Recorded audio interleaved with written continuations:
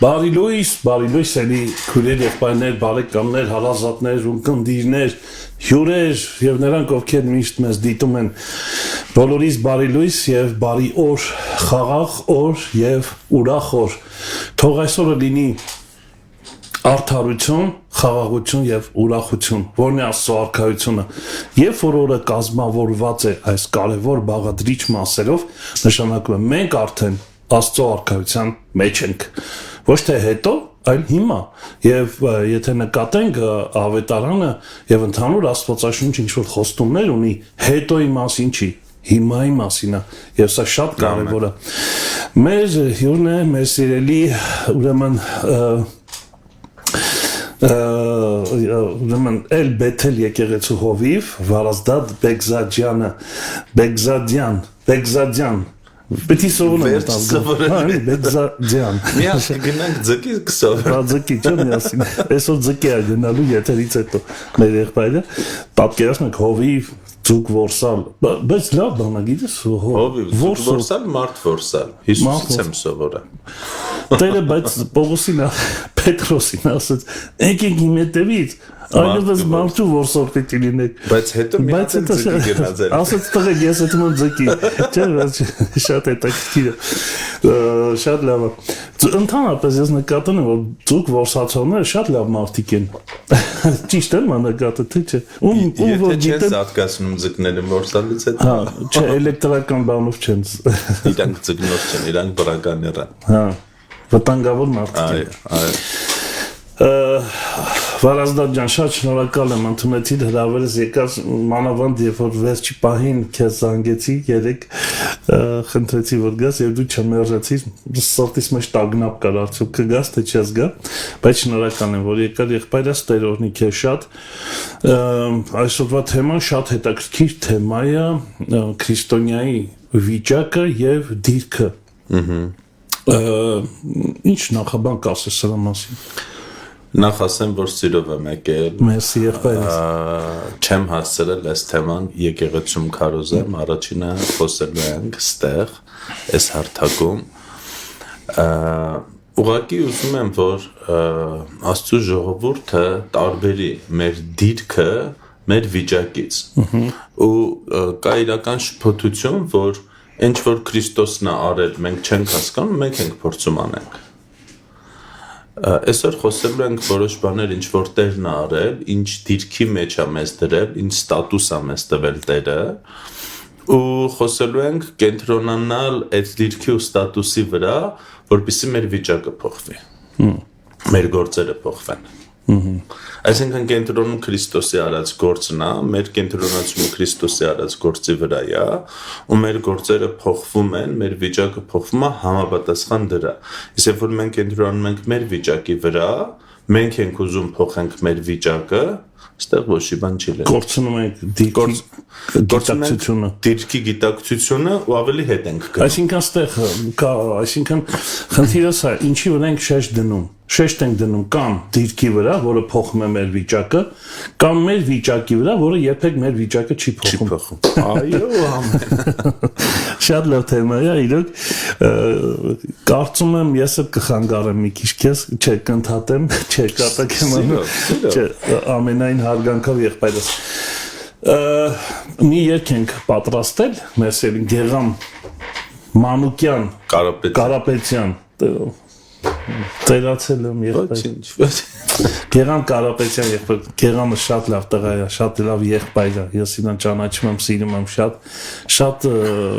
ստեղծագործող ջիղ ունի Տեր օրհնի իրան շատ եւ այս երգի իր կարծեմ եթե չեմ սխալվում իր գրածն է թե Սամվել Խառատյանի գրած երգն է այո Գեղամը երաժշտությունն է գրել բառերը Սամն է գրել երաժշտությունը Գեղամը կատարումը Գեղամի Դու եւ ես այս երգը այդպես է կոչվում եկեք ըմբոշխնենք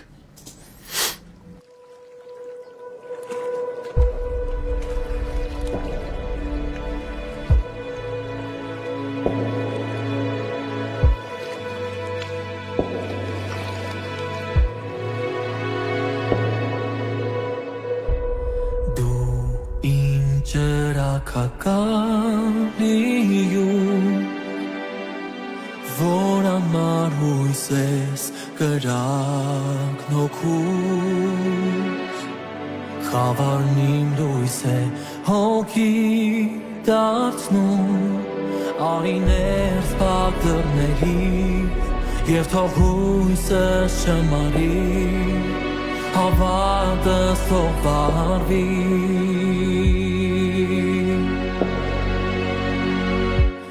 Դու իմ ճրագական լիյուղ Որ անմար հույս ես կրակն օգուտ Խավարն իմ լույս է հոգի դարձնում Արիներ սպակ դռներից Եվ թող հույսը շմարի Հավատս թող վարվի Չկա էլ խավար Դու ճրագն ես վրանից Հանդերձս չերմակ Դու յուղն ես իմ գլխի Աստղին զուլորդով իմ հովիվ բարի Դու իմ ընկեր, իմ զորություն Դու իմ ամրոց, իմ հանգիստ խաղաղություն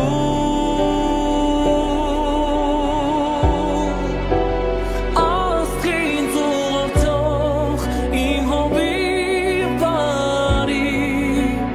Դու իմ ընկեր, իմ զորություն Դու իմ ամրոց, իմ հանգիստ խաղաղություն Դու ապրեմն ես, իմ ծարավ հագեցնող Դու միայն Դու Էլոհիմ Դու միայն Ադոնայ Ես և դու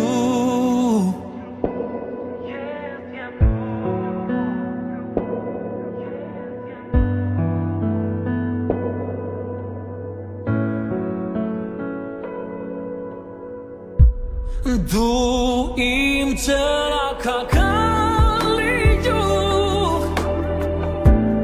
Որ անմար հույս ես կրակն օգուտ Խավարն իմ լույս է հոգի դարձնում Արիներ սպակ դռներից Եվ թող հույսը շմարի Հավատս թող վարվի Չկա էլ խավար Դու ճրագն ես վրանից Հանդերձս չերմակ Դու յուղն ես իմ գլխի Աստղին զուլորդող իմ հովիվ բարի Դու իմ ընկեր, իմ զորություն Դու իմ ամրոց, իմ հանգիստ խաղաղություն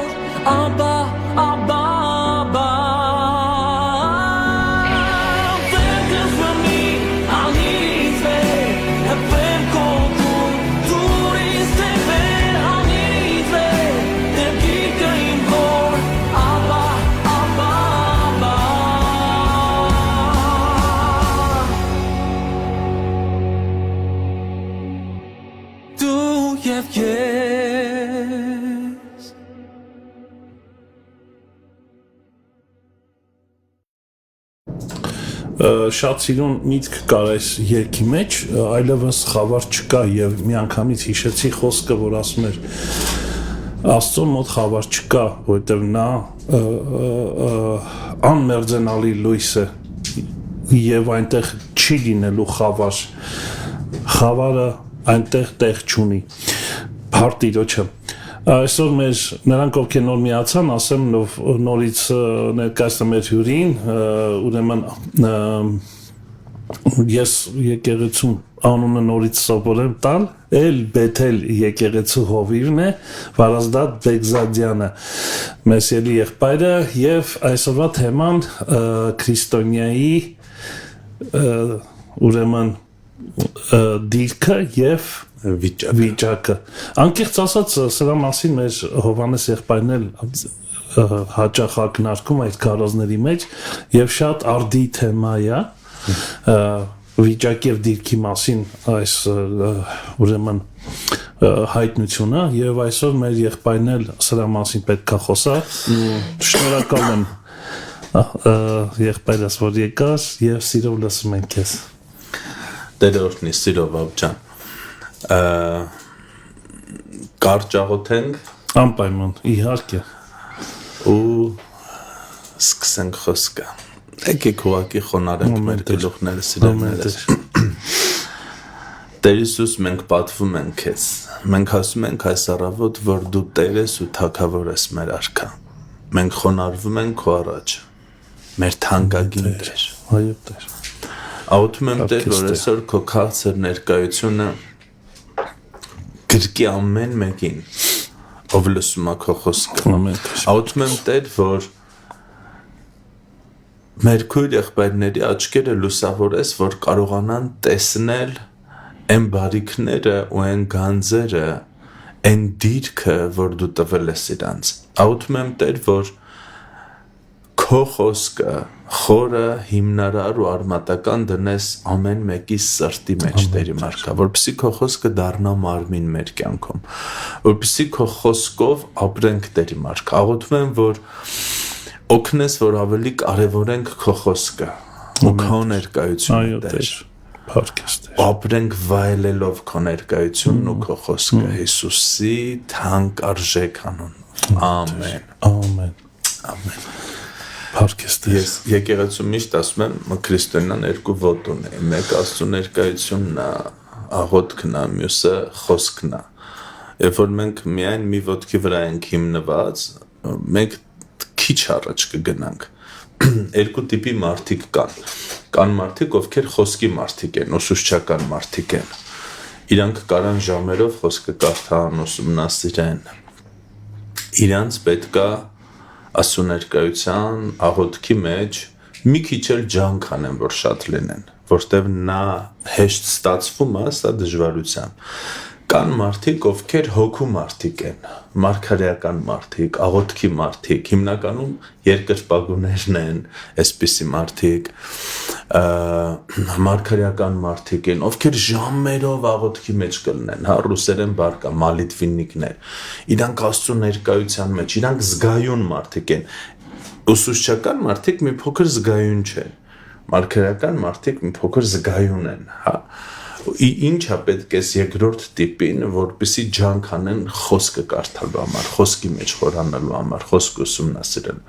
Երբ որ մենք երկու ոտքով ենք, խոսքը ներկայությունը, խոսքի հայտնությունը ու Աստծո ներկայությունը, սա մեզ բրդում է առաջ։ Ես կասեի, որ աղոթքը առանց խոսքի երբեմն գուցե մի փոքր կոպիտ կհնչի, աղոթքը առանց խոսքի ինքը անկատար աղոթք է, կիսատ աղոթք է, խոսքից ծնված աղոթքը կատարյալ է, ամբողջական է, որովհետև երբ որ մենք զգացողություններով աղոթքով ենք ապրում միայն, սա մեզ ծայրահեղության է տանում, երբ որ խոսքի բալանս չկա, երբ որ մենք միայն խոսքը, սա մեզ չորության է տանում, խոսքը սպանում է, հոգին կենդանացնում, որտեղ որ հոգու բալանս չկա, սրա համար սենց երբ որ երկուսը իրար հետ է, ինք մի հատ քաղցր դու հետ է լինում։ մեր Սամվելը, երբ որ եկեղեցին սկսել ենք Էլբեթելը, Սամվել աղբոր հետ ենք սկսել ու եկեղեցու հիմքում հետաքրքիր աղոթքներ, հետաքրքիր խոսքի վրա մտորումներ կար ու մի միտք, որ հիշում եմ, սա էս էր, որ ցանկացած հարց Էլբեթելում լուծվում է իշահարքայության։ Կապ չունի ինչ հարց կա, մենք որոշել ենք այդ հարցը լուծենք իշահարքայության։ Սա ինքը ավելի աղոթքի մարդ էր, մարգարեական մարդ էր, ես մի քիչ ուսուցչական էի ավելի, երբ որ սենց այս երկու պարգևը կոփնում են իրար, մի հետաքրքիր բան է, սենց կայծ է լինում, ու ես հավատում եմ, որ ամեն եկեղեցի Քրիստոսի մարմնի մեջ մի հոտ ունի, մի համ ունի, մի գեղեցկություն ունի, ու ամեն մեկը Քրիստոսի արքայության գործի մի մասն է անում։ Երբ որ մենք գնանք երկինք, ամեն մեկի գործը կպնի իրար, մենք կտեսնենք ինչ գեղեցիկ բան է Տերը արել, իր մարմնի, իր հարսի, իր եկեղեցիների միջոցով։ Երեք on-line հանդիպում ունենք, մի հետաքրքիր բան ասեց Սամը, սենց մտածելու բան տվեցի, երբ որ Քրիստոս Հովհաննես 1:12-ում ասում է իրանների մեջ եկավ ու իրանները չճանաչեցին իրան, չընդունեցին ու հետաքրքիր է այսօր արդյոք իրանները ճանաչում են իրան, արդյոք իրանները ընդունում են իրան, որտեվ այն ժամանակ իրանները հրյաներն են, ինքը եկավ իր ժողովրդի մեջ, իր գենի, իր ազգի մեջ, բայց հիմա իրանները նաև եկեղեցին է, այսօր եկեղեցին Քրիստոսի հարսը, երբ որ Քրիստոս գալիս է, արդյոք մենք ընդունում ենք, երբ որ Քրիստոս գալիս է, որպես ինչ-որ բան ան, ինչ-որ բան փոխի, եթե մենք ընդունում ենք, եթե մենք ճանաչում ենք, փառք Հիսուսին, իսկ եթե մենք մերժում ենք, որովհետև ասում է ձեր ավանդույթների պատճառով Աստծո խոսքը զանց եք անում, մենք այնքան ամուր ենք մեր ավանդույթների վրա հիմնված ու նստած,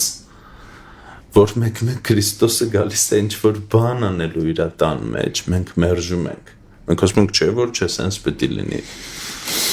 Դու մեր ուզած ձևով չեկար, մեր պատկերացրած ձևով չեկար։ Այս ժամանակին մենք ոնց ինչ իմանենք, որ դու էիր, հա։ Ինչի, որտեվ ձևը սենց է, դու ուզում ես ձև փոխես,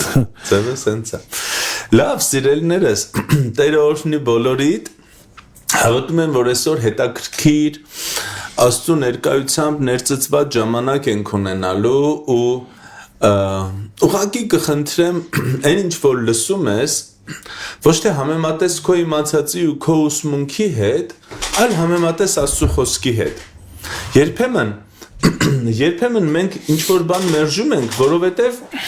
մեր ուսմունքի մեջ դա չի տեղավորվում։ Ու ես Բայց եթե մենք նայում ենք Աստծո խոսքին ու համեմատում ենք Աստծո խոսքի հետ, հասկանում ենք, որ չէ, սա խոսքի մեջ է, խոսքը խոսում է այս մասին, խոսքի կոնտեքստը։ Ու այդ ժամանակ արդեն հարց է, կարող է մեր ուսմունքն էլ մի հատ համեմատենք խոսքի հետ։ Այսօր ուզում եմ խոսենք քրիստոնյայի դիրքից, ստատուսից, ես ավելի շատ կօգտագործեմ ստատուս բառը, նույն բառն է։ Կարգավիճակ, ավելի ճիշտ կարգավիճակն է ու վիճակից։ Նրանից ինչ հիմա ես ապրում եմ ու նրանից թե ես ով եմ Քրիստոսում։ Սրանք երկու տարբեր հարթություններ են։ Առաջինը Քրիստոսի կատարած գործի հետևանքով է, շնորհքով։ Ես չեմ վաստակել այն դիրքը, այն ստատուսը, այն կարգավիճակը, ինչի մեջ ինձ Քրիստոս դրել է։ Սա ես չեմ վաստակել, սա ձրի է։ Ես ոչ մի ջանք չեմ արել դրա համար։ Աստծո խոսքը ասում է, մենք այդ խոսքը կկարդանք իհարկե, շնորհքով եք փրկված հավատքի միջոցով, եւ սա ձեզանից չէ, ոչ էլ ձեր գործերից, որ ոչ ոք չբարձենա։ Այսինքն ինչ է Աստծո շնորհքը, սա անվերապահ, անվաստակ Աստծո բարեհաճությունն է իմ ու քո համար, որը որ մենք չենք կարող վաստակել։ Ցանկացած հավատացյալ, երբ ընդունում է Տեր Հիսուս Քրիստոսին Տեր ու Փրկիչ, երբ վերստին ծնվում է, Աստված իրան մի նոր կարգավիճակ է տալիս, մի նոր դիրք է տալիս, որը որ մենք չենք վաստակում, մենք տեղ մտնում ենք հավատքի միջոցով։ Մեր փրկությունը մենք չենք վաստակել, մեր արդարությունը մենք չենք վաստակել, մեր ժառանգությունը մենք չենք վաստակել, բայց պարադոքսը գալիս է այնտեղ, Աբրահամ ջան, երբ որ մենք նայում ենք մեր կյանքին, ուզում ենք վիճակին, ուզում ենք մեր վիճակով դատենք մեր դիրքը։ Ասում ենք, այ քանի որ ես այս վիճակում եմ, ուրեմն ես այս դիրքը չունեմ։ Այլ պիտի լինի հակառակը։ Մենք պիտի նայենք մեր դիրքին, որպեսզի մեր վիճակը փոխվի։ Ու մենք այսօր նուրբ մի քանի աստվածաշնչյան տեղով ես 25 տեղ եմ վերցրել Աստծո խոսքից, իհարկե բոլորը միգուցե չհասցնենք, բայց արագ կնայենք։ Մենք կնայենք ինչ է մեզ խոսում Աստծո խոսքը։ Եթե հիշենք, մենք Հովհաննես 3:16 անգիր գիտենք, բայց մինչև 3:16-ը մի քանի խոսք վերև մի հետաքրքիր բան ասում Հովհաննես Ավետարանիչը, ասում է ինչպես Մովսեսը օձը բարձրացրեց անապատում, այդպես էլ մարդու որդին է բարձրանալու, որ ամեն նրան նայողը չկորչի, այլ հավիտենական կյանք ունենա։ Չէ 34-35-ն է, 14-15-ն է ու 16-ում ասում է եւ Աստված այնպես սիրեց աշխարհը, որ իր միածին որդուն տվեց, որ ամեն նրան հավատացողը չկորչի, այլ հավիտենական կյանք ունենա։ Եկեք հասկանանք, ինչի եմ ես այս տեղը մեջ բերում, որպեսզի մենք տեսնենք Աստված հենց կենտրոնական խոսքերի վրա Աստվածաշնչի որտեղ է ուզում, որ մեր ուշադրությունը լինի։ Ասում է ինչպես Մովսես օձը բարձրացրեց, այդպես էլ մարդու որդին է բարձրանալու։ Իսկ ինչպես Մովսես օձը բարձրացրեց։ Եթե մենք հիշում ենք պատմությունը, Իսրայելը մեղ գործեց, եկան օձերը ու սկսեցին գծել ու մոտավորապես, եթե չեմ սխալվում, 20,000 հոգի մահացավ։ Մովսեսը աղաղակեց Աստծուն, ասեց Տեր ինչ անեմ, մարդիկ մեռնում են, Աստված ասեց պղնձի օձ սարքի, կանգնեցրու ամեն այդ օձին նայողը կփրկվի։ Իհարկե մենք հասկանում ենք, որ 3 միլիոն հոգի են եղել հրեաները ու պետք է իմաստություն, որպեսզի միտեղ դնես այդ պղնձի օձը, որ բոլորի աչքը տեսնի։ 150 հոգի չեն եղել, հա? Մեզ թվում է հրեաները եղել են 150 կամ 1000 հոգի, սենց հա, որտեղ էլ դնենք, չէ, բարձր տեղ է դա դրված եղել, անապատի ամենաբարձր տեղում, ոնց է մեր հեռուստատեսության կայանը, հա, Ձելևիշկա հայերեն ասած, մենք բոլորս տեսնում ենք։ Հիմի ինչ է անում Մովսեսը, վերցնում է պղնձի օձ է սարքում ու դնում է մի տեղ։ Աստծո խոսքը ասում է, որ ամեն այդ օձին նայողը, օձի խայթոցը, եթե ինձ օձը խայթում է, ես նայում եմ պղնձի օձին, ես բժշկվում եմ։ Հիմա բնականից սա պարադոքս է։ Ու Աստծո խոսքը ու քրիստոնեությունը ու արքայությունը ինքը բնական չի, ինքը գերբնական կյանք է։ Ու Աստված երբեք բնական լուծումներ չի տալիս։ Երբ որ մենք Աստծո լուծումներ ուզում ենք տեղավորենք մեր ուղեղի մեջ, ինքը չի տեղավորվում։ Գնա այրի կնոջը ասա առաջինը ինձ բեր ուտեմ, հետո նոր դու կուտես։ Գավազանդ մեկնի կարմիր ծովը կբացվի։ Կույսը կղիանը, սրանք չի տեղավորվում մեր ուղեղի մեջ։ Հիմա ինչ է ասում Մովսեսը։ Ասում է օձը քեզ գծեց, ինչ է քեզ սովորացրել քո պապը, քո հայրը ու բնությունը ու աշխարհը, օձը գծեց կենտրոնացի կծածի վրա։ Օձը գծեց կենտրոնացի կծածի վրա թույնը հանի, որպեսզի բժշկվես։ Ինչ է ասում Աստված, ասում է օձը գծեց մի կենտրոնացի կծածի վրա։ Կենտրոնացի պղնձի օձի վրա։ Մի նկար կա, չգիտեմ ով է նկարել նկարիչներից, մայր գրկին փոքր երեխա ու մոծը գծում է, ու ինքը զորով է երեխու գլուխը պահում է պղնձի օձի վրա, որ երեխան բժշկվի, ոչ թե մահանա։ Ես հավատում եմ, որ մայրը եկեղեցին է, երեխան մենք ենք։ Ու եկեղեցու գործը այսօր մեր հայացքը պահելն է խաչի վրա, ոչ թե մեր գործերի վրա, ոչ թե օձի կծածի վրա։ Ու ասում է ինչպես Մովսեսը օծը բարձրացրեց, այդպես էլ մարդու որդին է բարձրանում։ Ինչպես այն ժամանակ օծը գծում էր, ու ես ոչ թե պիտի կենտրոնանայի օծի գծածի վրա, այլ նաև պղնձի օծին, այնպես էլ հիմա, երբ որ օծը գծում է, օծը թշնամին է, իր գծածը մեղքը։ Այնպես էլ հիմա իմ կենտրոնացումը ոչ թե պիտի լինի օծի գծածի վրա, այդ մեղքի վրա, այլ իմ կենտրոնացումը պիտի լինի խաչի վրա, որովհետև իմ մեղքի հարցը լուծվել է խաչի վրա։ Ու Հիսուսը կամ լուծել է իմ մեղքի հարցը, ու ինձ տվել է սուրբի արդարի ստատուս, կամ Հիսուսը չի լուծել մեղքի հարցը, ու ես պիտի լուծեմ մեղքի հարցը, կամ Հիսուսը կատարել է այն ինչ որ պիտի կատարեր ամբողջական ու ասել է կատարվեցավ խաչի վրա, կամ Հիսուսը ամբողջական չի կատարել, ասել է կատարվեցավ, բայց Վարո ջան, նայ այդպես մնացածը դու ինչ ես անում։ Հիմա երբ որ իմ հայացքը խաչին է, ես այսօր ինչի եմ ուզում խոսեմ մեր ստատուսից, կարգավիճակից, նորից մեր հայացքը բերելով Քրիստոսի կատարած գործին։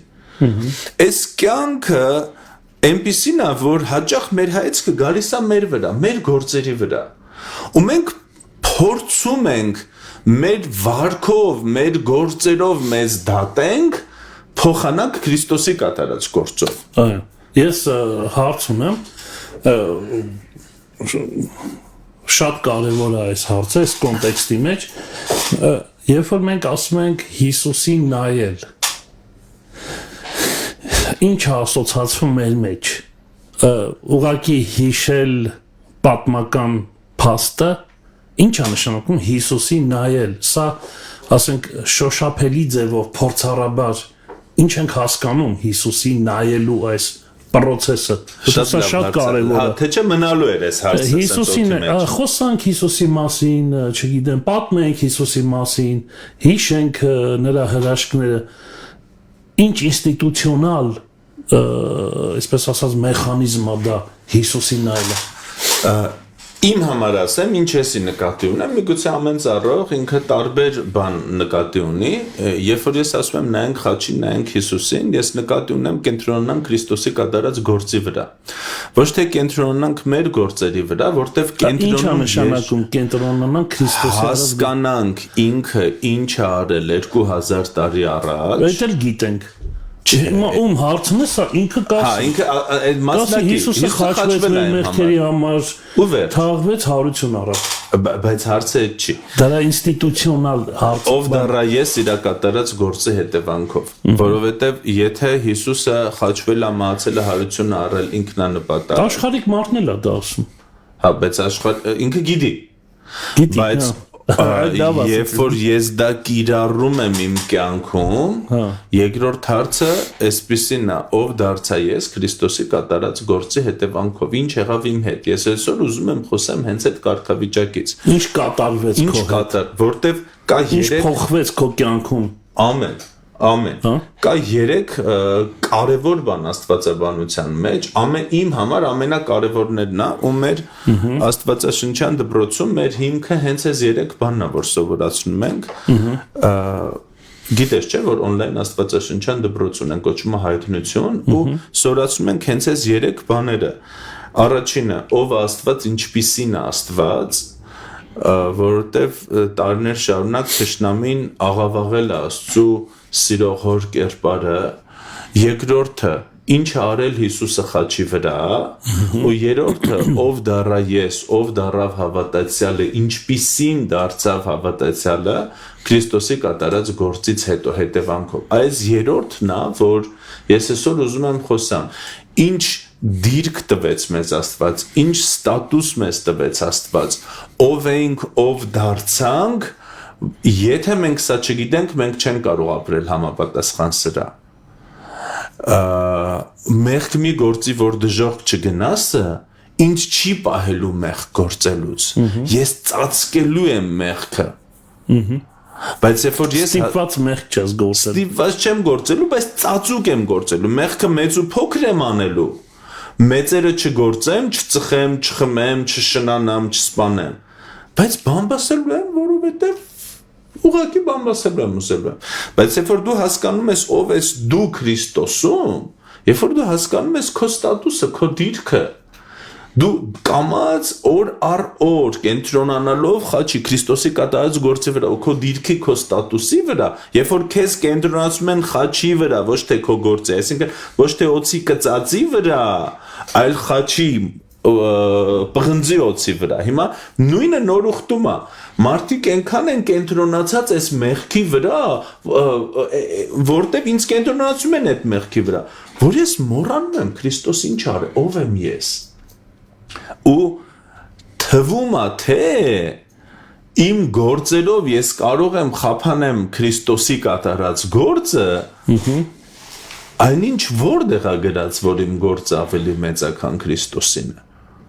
Ու ուզում եմ մի քանի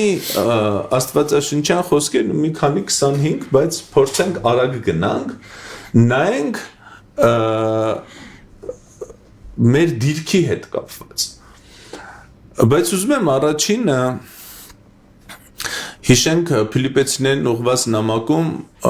Պողոս Արաքյալի խոսքը, որ ասում է եւ կամենալն էլ, կատարելն էլ, կամենալն էլ, անելն էլ Աստվածն Տիրոջից է։ ներգործում են մեջ։ Տերն է ներգործում կամենալն էլ, անելն էլ։ Ու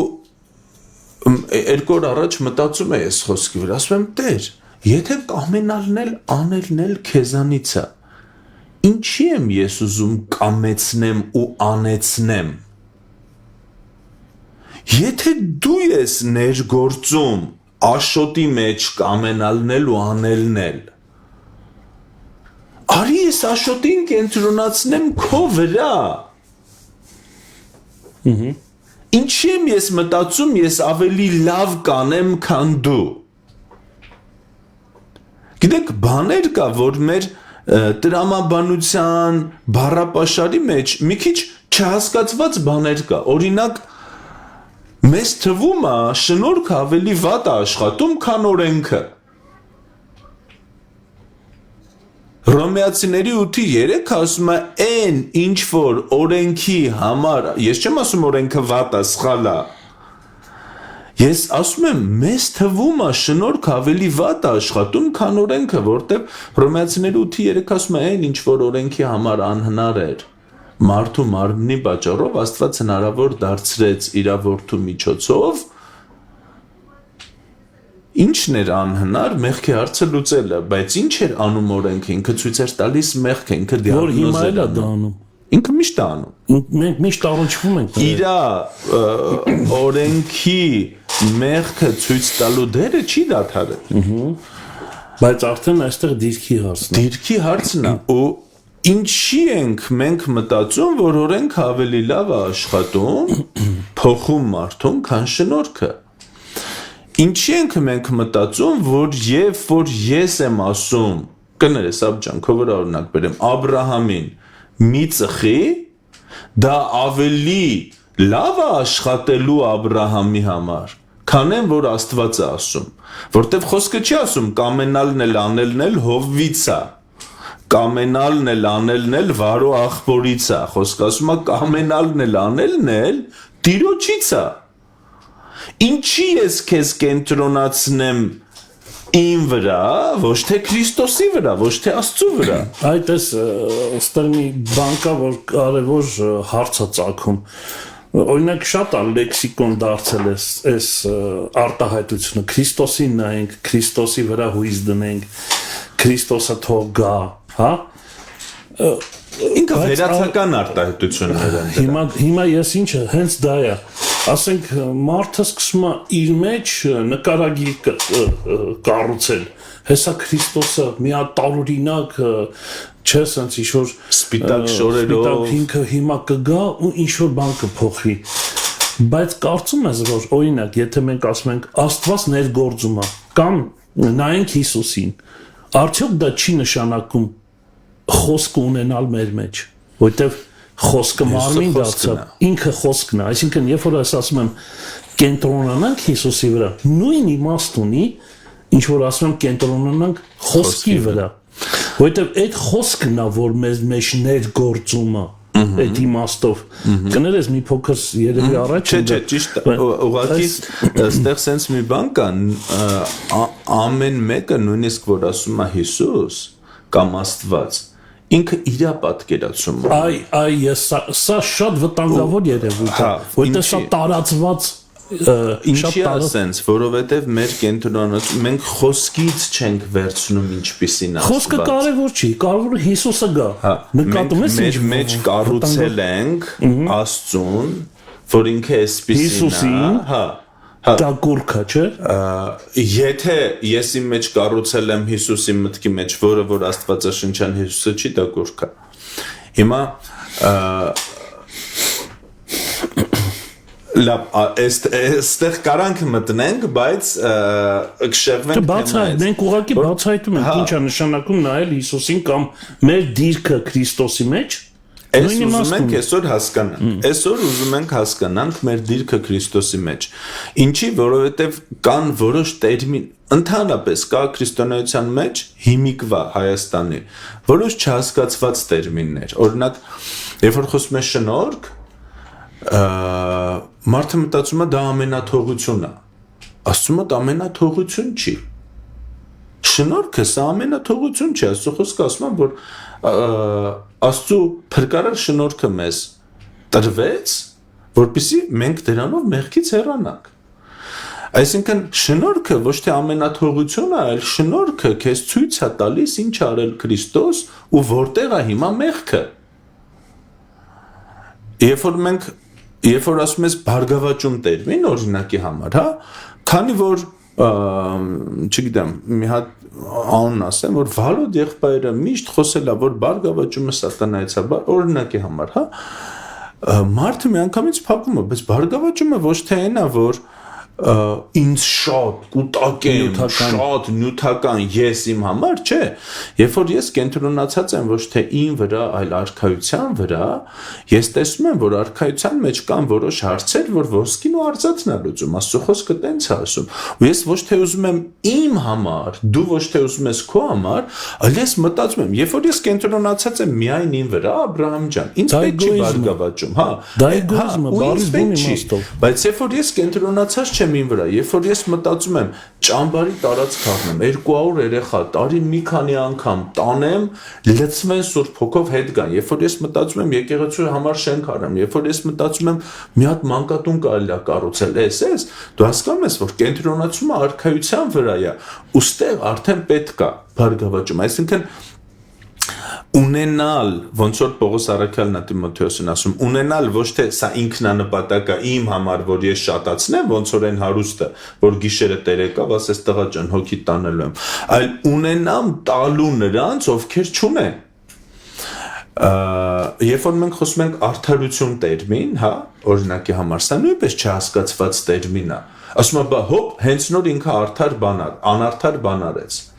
Ու ես ուզում եմ այսօր ինչի եմ ես որոշել այս թեման, որ մենք մեր ստատուսը մեր վիճակից, մեր գործերից կարողանանք բաժանենք։ Մի հարց, տես ստատուսի մասին որ խոսում ես, դու համար բերեցի այս խոսքերը, որ նա եկավ իրեններին եւ իրենները չընդունեցին եւ ովքեր որ ընդունեցին, նրանց իշխանություն տրվեց Աստծո որդիներ լինելու։ Մի քիչ պարզաբանելու համար, սա կարելի է համարել ստատուս։ Միանշանակ, այդ խոսքը Աստծո որդի լինելու համար։ Միանշանակ։ Սա երկրորդ բանը, տես հիմա ինչ է կատարվում։ Շատ դեպքերում, երբ որ օրինակ հրավիրում են աղոթքի նորերին, ասում են կրկին ինչ որ կասեն, նորերը կրկնում են ավտոմատ ձևով։ Ու մեկ էլ հայտարարություն, դուք վերջ արդեն Աստծո որդիներ եք, հետո հարցնում ես, ինչ իմացար, որ դու Աստծո որդի ես, ասում եմ, հովիվս ասաց, ես ինչ իմանամ, ինձ ասաց Աստծո որդի եմ, ես էլ հավատացի, այս ինչ է, այսինքն սա ինչ է Աստծո որդի լինելը, ինչպես ենք հասկանում, որ մենք որդի Խոսքը մի քանի կողմից է խոսում, Հովհաննես 1:12-ը ասում է նրանք, ովքեր ընդունեցին նրանց իշխանություն տրվեց 1։ Սա փորձառություն է, չէ՞։ Հա, ընդունել Հիսուսին սա փորձառություն է։ Օրինակ դու չես կարա բառերի հերթականություն դնես, ասես այսպես են ընդունում։ Օրինակի համար Հիսուսի կողքի ավազակը ասես Տեր հիշիր ինձ, երբ որ կգաս խոզորությամբ ու վերջ։ Դոգմա չկա։ Դոգմա չկա։ Բայց փորձառությունը կա։ Պողոս Արաքյալը մի քիչ ավելի խորն է տանում Հռոմեացիների 10-րդ գլխի 9-10 խոսքերում, ասում է, եթե Հիսուսին Տեր դավանես, չի ասում, եթե քո մեղքերը խոստովանես, տենց տեղ չկա, ասում է, եթե Հիսուսին Տեր դավանես ու սրտովդ հավատաս, սրտումդ հավատաս, կփրկվես։ Հիմա Պողոս Արաքյալը երկու մաս է բերում, ասում է, մի բան դու սրտով պիտի հավատաս, ինչ որ Հովանեսն է ասել, Պողոսը լրացնում է ու քո հավատացածը ասես, որպեսզի փրկվես։ Հիմա մենք ընդհանրապես տեսնում ենք մարդու ասածը։ Մենք իր սրտի հավատացածը չենք տեսնում։ Դրա համար, երբ որ մենք առաջնորդում ենք մարդկանց ապաշխարության, եթե իրանք սրտանց են անում այդ աղոթքը, որտեղ ոչ ոք բացի Տիրոջից սրտերը չի քննում։ Եթե ինքը սրտանց ընդունում, եթե ինքը սրտանց անում ու ասում է, այդ ժամանակ ենք փրկվում։ Եթե ինքը սրտանց չի անում, միայն ապաշխարության աղոթքը մեզ չի փրկում։ Մեզ փրկում է մեր հավատքը առ Աստված։ Ու ստեղ երկրորդ հարցն է, ինչ ավետարան ենք մենք քարոզում, որ մարդը հավատա կամ չհավատա։ Որովհետև փրկում ավետարանի լուրը Հռոմեացիների 1:16-17 Պողոս Արաքյալը ասում է, որ ավետարանը դա զորությունն է մարդկանց փրկելու համար։ Ավետարանը դա բարի լուրն է։ Ավետարան բառ հունարենում որ կա, ինքը նշանակում է չափազանց բարի լուր, անհավանական բարի լուր։ Ինքը չար լուր չի։ Ինքը բարի լուր, անհավանական բարի լուր, ինքը փրկության մասին է, ինքը երկնքի մասին է, կդժողքի մասին չի, սատանայի մասին չի, Հիսուսի մասին է։ Ու երբ որ մենք քարոզում ենք ավետարան, այդ չափազանց բարի լուրը, այ ավետարանն է ծնում մարդու սրտում հավատք, ու ինքը դավանում է իր հավատքը ու փրկվում է։ Խոսքը ծնունդ է տալիս, վերստին ծնունդ, որն է Աստծո որդու կարգավիճակը, կարող ենք այդպես ասել։ Հռոմեացիս 8-րդ գլխի մեջ ասում է, եւ հոգին վկայում է մեր հոգուն, որ մենք Աստծո որդիներ ենք։ Նկատում ես, դա շատ ծածուկում է տեղի ունենում։ Դա իմ ասելով չի կամ ինչ որ մեկի ասելով։ Մենք թեմա ունենք Աստվածաշնչանում, երրորդ թեման է վերստին ծնունդ։ Մենք ծնված ենք Աստծուց, մենք ծնված ենք խոսքից, մենք ծնված ենք հոգուց։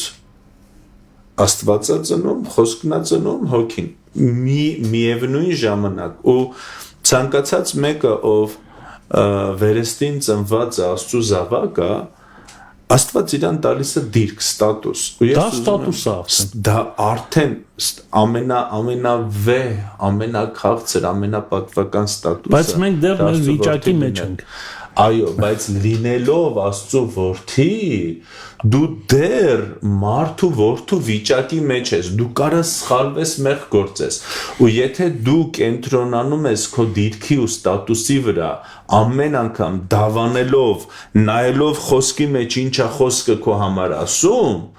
քո վիճակը փոխվում է։ Մեկը մինչև երկինք գնալը քո վիճակը 100% չի լինի։ Նույնիսկ Պողոս Արաքյալը ասում է, որ չեմ ասում, որ դեռ հասել եմ։ Իմ համար Քրիստոսից հետո ցկտում եմ, նպատակս դա է։ Նպատակը ինչին եմ դեռ հասել։ Այն վիճակին, որը որ կա։ Իմ գործերով դեռ ընդեղ չեմ, բայց իմ ձգտումը տեղ է։ Ու մյուս պարադոքսը, երբ որ ես նայում եմ քո գործերին, ասում եմ, հա, դու որ ես գործը անում ես, ուրեմն դու այդ վիճակը չունես։ Դա սխալ է։ Կժոնն է այսօր ինչ է անում, ասում է, այ դու որ անարդար վարվեցիր հենց նոր ռիպսիկ քույրիկի հետ, ուրեմն դու արդարություն վիճակ չունես։ Այս խնդիրը այս սրանում է, որ Աշկի երևույթով է դա։ Մեր կենտրոնացումը գործի վրա է, ոչ թե վիճակի։ Ոչինչ որ հարցերով սենց։ Գնանք։ Նայ, այսպեսի խոսույթեր կա, որ նեոշնորհքի վարդապետության դեմ նեոշնորհքի նոր շնորհքի գաղափարախոսություն, որը քո ասած այդ ամենաթողության գաղափար ունի իր մեջ, իհարկե դու դեմ ես դրան, ասացի որ դեմ ես, նա Ախ, ես հիմա չգիտեմ միտքը որ ասեմ դեմ եմ, թե չէ։ Չէ, դու ասացի որ ուլտրաշնորհքի ինչ է։ չէ,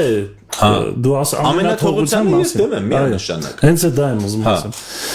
Ուլտրաշնորհք կամ նեոշնորհքի գաղափարը սա է։ Ինչ ուզում ես արա, նայ քո դիրքին ու դու այսինքն Բայց կա մի քարոզիչ, որ տենց քարոզում է, մենք գիտենք։ Ես գիտեմ, հասկանում Հայաստանում գուցե չէ,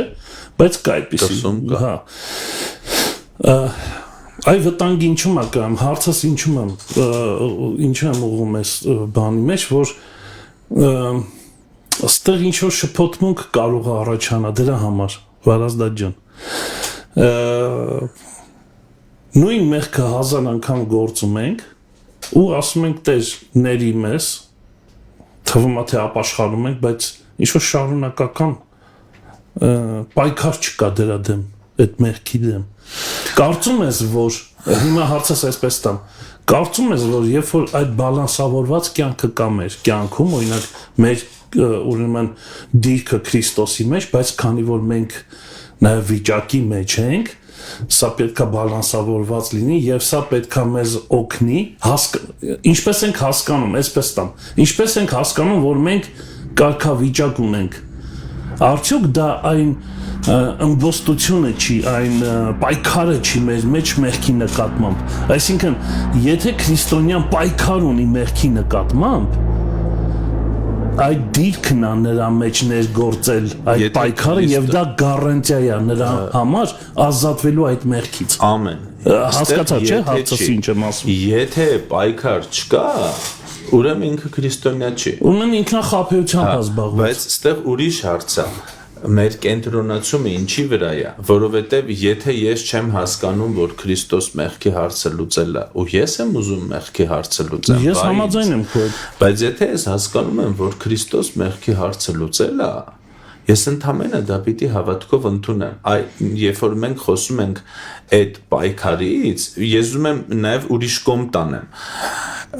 Ինչի մարդիկ չեն կարողանում հաղթեն մեղքին։ Ես սխալ եմ քարոզում իրանց, ես ին վրա եմ ուզում վերցնեմ։ Եթե ես քարոզում եմ դու պիտի աջուն թափելու չափ պայքարես մեղքի դեմ, ոչ թե իրան ասում եմ, լսի Հիսուսը մեղքի հարցը լուծել է, ընդհանրապես հավատքով ընդունի ու բաց թողի։ Բայց աջուն թափելու չափ պայքարելը դա մարդկային ուժի հետ կապ չունի, մարդկային գործոնի հետ։ Բայց եթե ես միայն կենտրոնացնում եմ քեզ մեղքի դեմ պայքարելու վրա,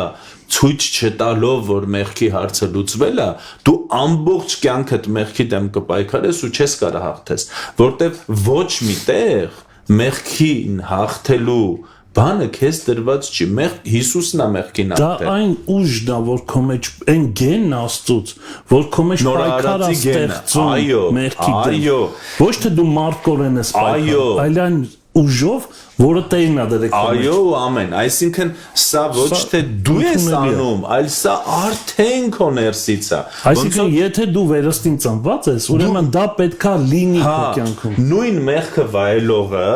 վերստին ծնվում է, ինքը դառնում է մեղքը ատող։ Եթե դա չկա, ուրեմն ծնունդը չկա։ Հիմա ոնց որ մենք ոնց սովորացնենք ձկանը ջրում լողալ։ Ընդամենը իրան գցում ես ջրի մեջ ու ինքը լողում է։ Ինչի, որտեվ դա իր գենի մեջ է։ Մենք գնում ենք այդտեղ, որ մեր գենի մեջ, նոր արարածի գենի մեջ դա արդարությունն է, դա սրբությունն է։ Կներես։ Ամեն։ Այո։ Որովհետև մեր ժամանակը քիչ է, ունես որ ինչքան քիչ է, մենք հələ չենք սկսել թեման։ Կարող շարունակենք հետո։ Կողոսացից 1:13 եկեք ուղղակի ուզում եմ մի քանի աստվածաշնչից խոսք կարդանք ու իրար հետ որոշ պնդումներ անենք, խոսքը կարդանք, պնդում անենք, խոսքը կարդանք, պնդում անենք, որպեսզի Աստծո ժողովուրդը ինքը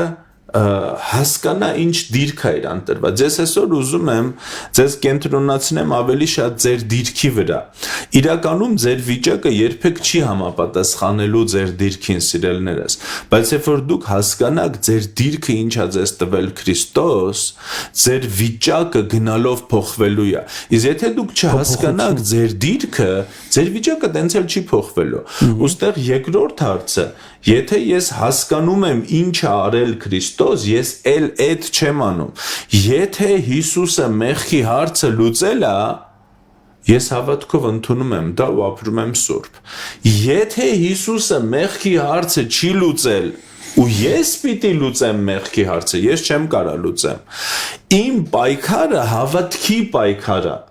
Այսինքն ես հավատում եմ, որ Հիսուսը մեղքի հարցը լուծել է, ու ինձ տվել է սուրբի ստատուս, դրա համար իմ վիճակը սուրբը թող ավելի սուրբ լինի, փոխվում է։ Այսինքն սուրբը թող ավելի սուրբ լինի, սա իմ ստատուսը համապատասխանի իմ վիճակին։ Ես ստատուսով սուրբ եմ, իմ վիճակը պիտի գնալով սուրբ լինի։ Այ էսա։ Եթե ես չեմ հավատում, որ ես սուրբ եմ, եթե ինձ սովորացնում են դու մեղավոր ես, եթե ես հավատում եմ, որ ես մեղավոր եմ, իմ ստատուսը չի փոխվի։ Իմ վիճակը չի փոխվի։ Իսկ եթե ես նայում եմ խոսքին, խոսքը ինձ ասում է, որ ես սուրբ եմ, սա նշանակում է դա իմ դիրքն է, դա իմ կարգավիճակն է, ու ես սկսում եմ մտածել սուրբի պես, իմ վիճակը փոխվում է։ Այսինքն սուրբ լինել չի նշանակում անմեղ լինել, կատարյալ լինել։ Սուրբ լինել նշանակում է դու առանձնացված ես Տիրոջ համար, դու նրան ես պատկանում, դա պատկանելիության հարց է։ Իսկ կատարելությունը process-ը։ Այո, ամեն։ Այո ու ամեն։ Այո։ Դա այդ process-ը պետքա, ինչպես ենք հասկանում, որ մենք սուրբ ենք, հասկանում ենք այդ process-ից դեպի կատարելություն։ Հա, ու եթե այդ process-ի մեջ մեղք են գործում, սխալվում ենք, մենք չենք ասում մենք էլ սուրբ չենք։ Մենք ասում ենք ես սուրբ եմ, ես սայթակեցի, ես արդար եմ, ապաշխարում եմ, զղջում եմ, բայց ես արդար եմ ու ես իմ դիրքի մեջ եմ քայլում։ Այսինքն ոչ թե իմ գործերն են ինձ տալիս այդ դիրքը, այլ Քրիստոսի գործն է ինձ տվել այդ դիրքը։ Որովհետև ես աշխարհում լավ բան անելով արդար չէի դառնում, այդ ոնց եղավ հոգևոր աշխարհում վատ բան անելով դառնում եմ անարդար։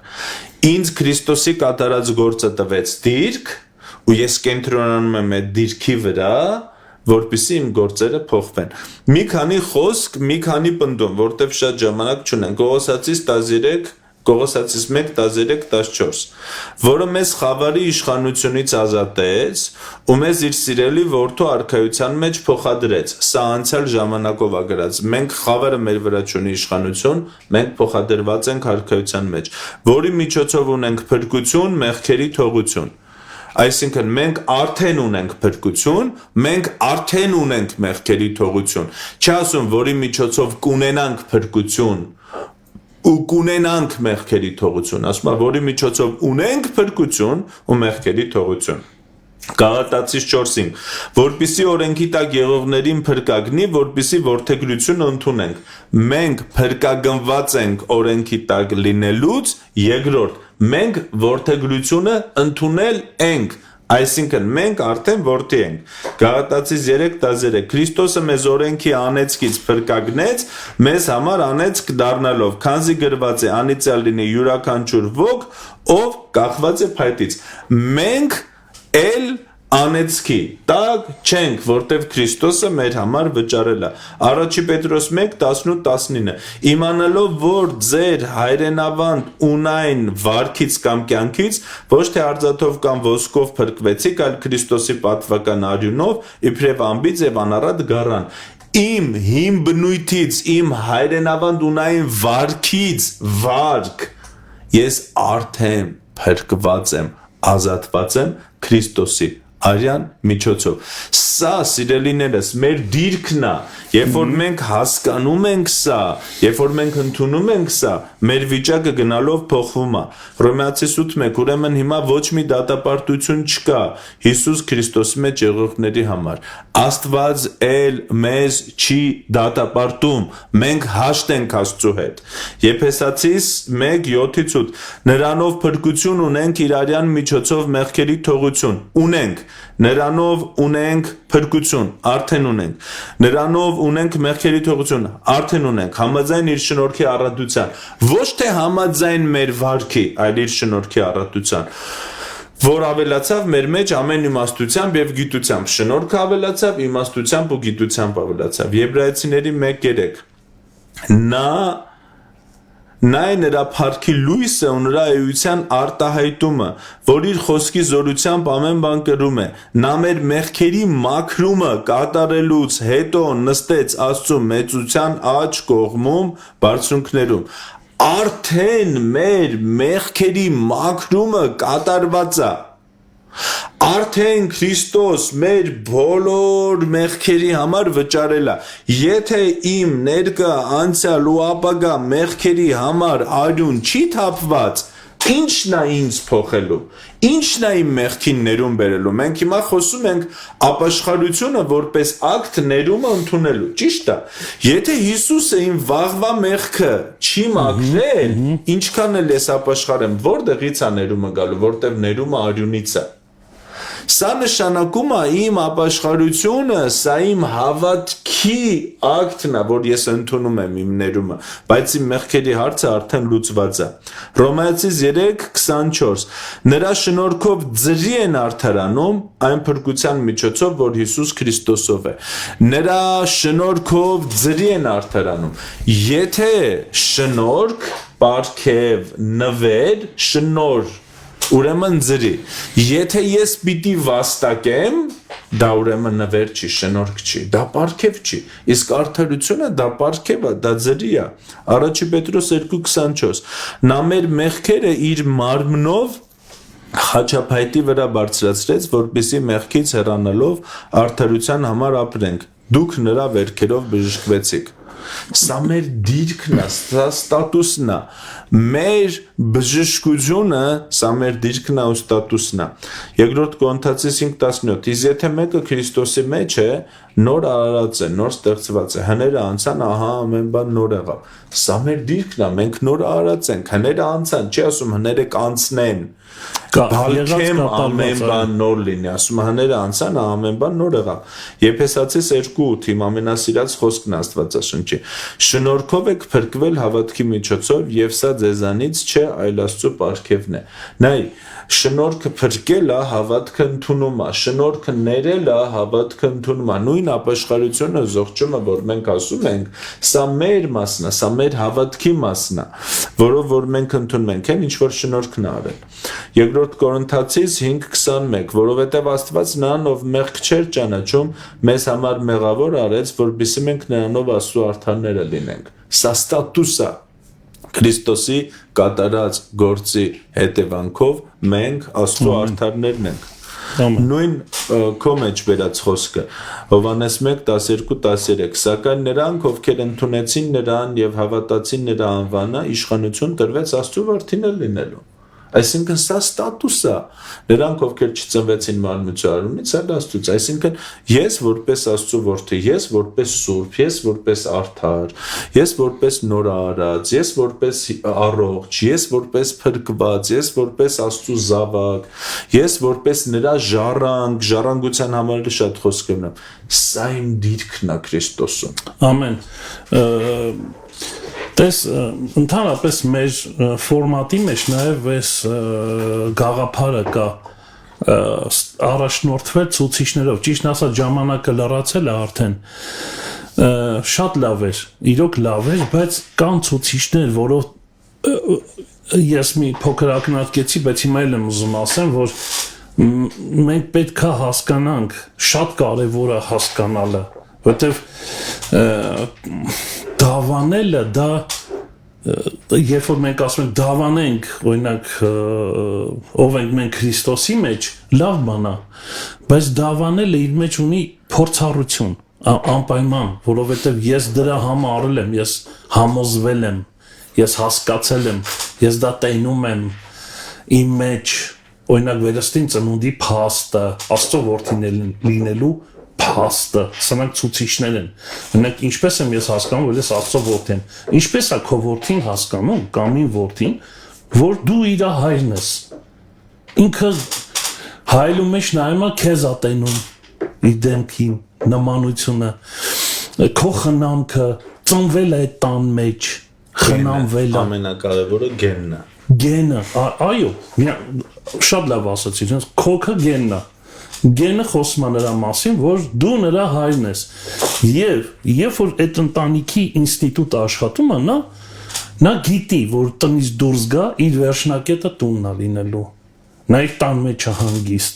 Նա միայն քո հետ է շատ համարձակ, որտեղ դու նրա հայրն ես։ Վերջապես լիքը հարցեր կա։ Այս ցուցիչներով մենք կարիք ունենք ես քեզ տամ։ Հիմա եթե իմ տղան տնից գնա ուրիշ երկրում ապրի ու մի քիչ էլ վատ կյանքով ապրի, որ ինձ վայել չի։ Նա չի դադարում քո տղան լինելուց։ Ինքը չի դադարում։ Չէ, որտեղ քո գենը իր մեջ է։ Հիմա երկրորդ հարցը։ Իսկ եթե ինքը մի օր քնի հելնի իր անգերոջ տունը, փոքր երեխա է, ու հելնի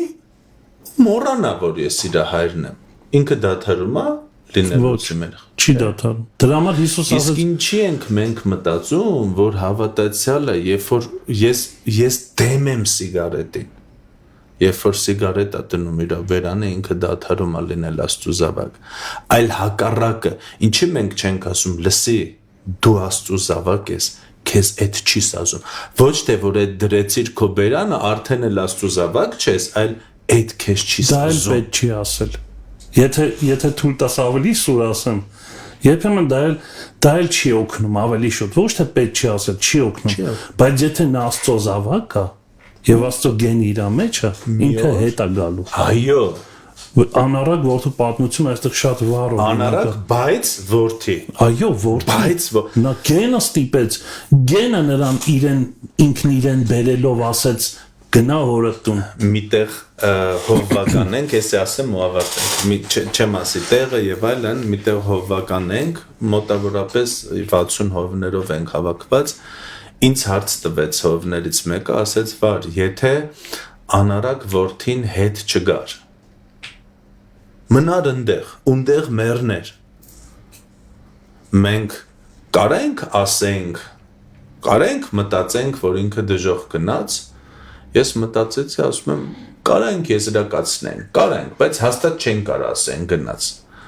Ավակովը Արտուր Սիմոնյանը ասեց չենք կարող ասենք։ Ասում եմ, խի, ասում եմ, որովհետև ինքը որդի էր։ Որդին դժոխք չի գնում։ Ու ինձ մտածելու տեղ տվեց։ Այդ պատմության մեջ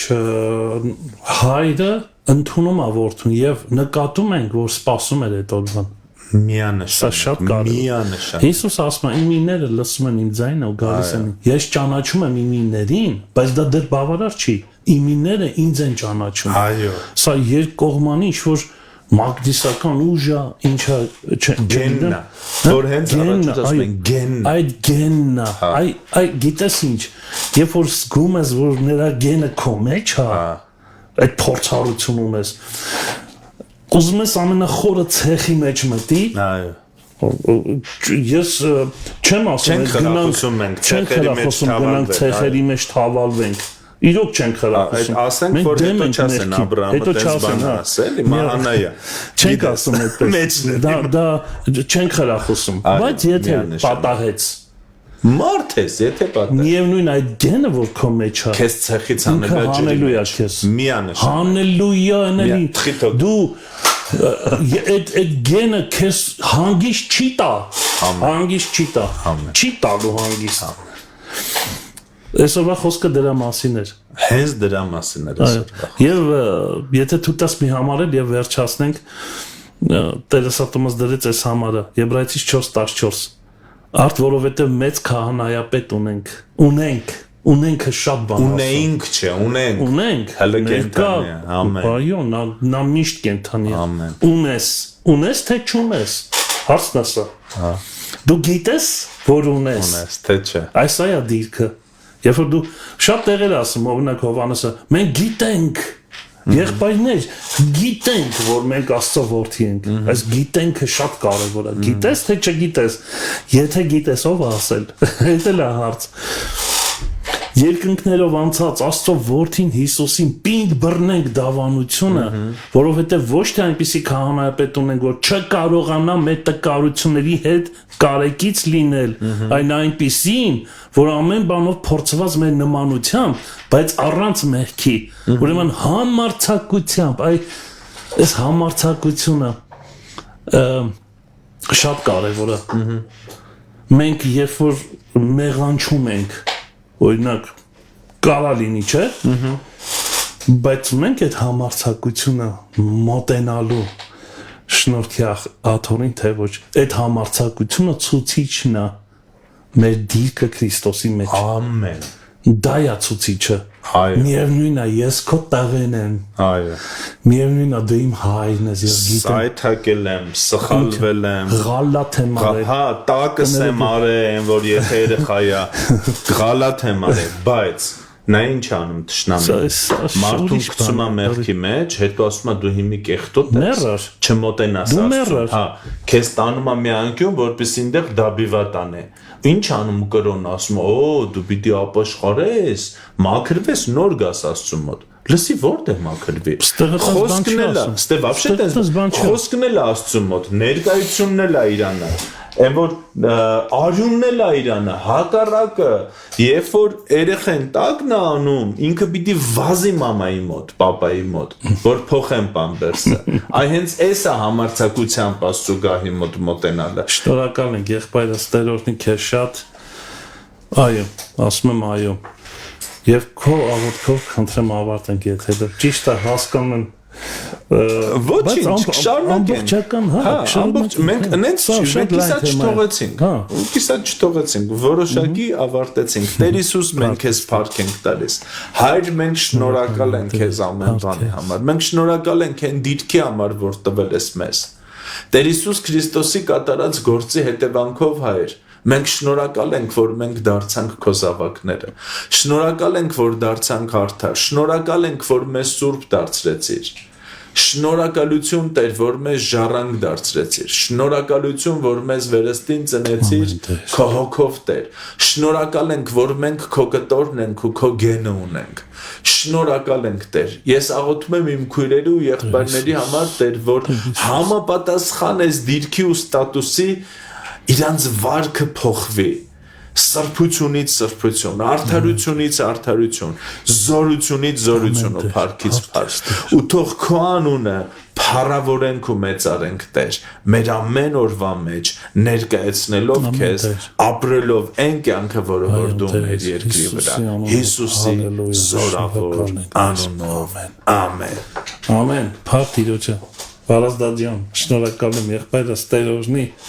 Սա ամենազգայուն թեմաներից մեկն է քրիստոնյաների կյանքում։ Ես չգիտեմ, ինչ-որ մեկ այսօր քրից արթնացել է շատ ահավոր ինչ-որ մեղքի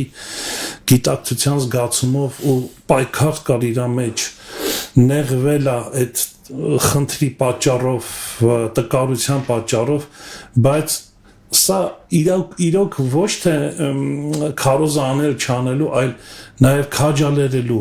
Դու մի մոռացի ով ես դու Քրիստոսի մեջ եւ այդ համարձակությունը թող Տիրոջ Սուրբ Հոգու միջոցով քո մեջ արթնանա մոտենալու Տիրոջը։ Եթե պայքար ունես մեղքի դեմ, եթե համաձայն ես դրա հետ, մի վախեցիր։ Դու եթե փորձառություն ունես Տիրոջ որդու կարգավիճակը քո մեջ եւ Աստծո գենը եթե քո մեջ է, ուրեմն մտի համարձակությամբ։ Ես ընդամենը Պողոս մեր սիրելի ավակ առաքյալ եղբոր գրածն եմ կարդում, համարձակությամբ մոտեցի շնորհքի աթոռին եւ հարմար ժամանակին ստացի շնորհքը եւ ողորմությունը։ Այսպեսին էր մեր եթերը, սիրում ենք ձեզ շատ, մնացեք խաղաղությամբ։ Առաջ Աստված կհանդիպենք վաղ առավոտյան ժամը 9-ին։ Մանրանաթա, Տերը շուտով գալու է։